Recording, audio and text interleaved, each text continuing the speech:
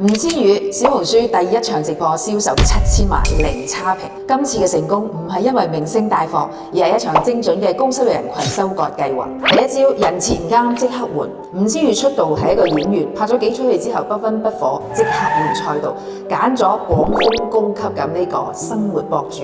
佢本身係中法混血，識法語，又讀過奢侈品管理專業，所以佢唔係扮高級，佢本身就有品味。第二招負面標籤，唔解釋，直接洗牌。吳千語出道第一日開始，拜金女呢個標籤一直纏身超過10年，但佢從來都唔主動解釋，反而利用一切幕前嘅機會去輸出新嘅標籤。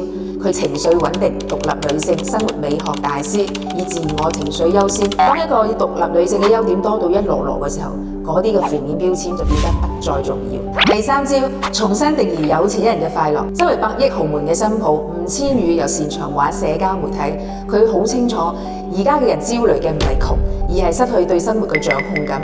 喺社交媒體上面，佢呈現出嚟嘅就係大家想要嘅生活模式。第四招，揀調性仲準過揀老公。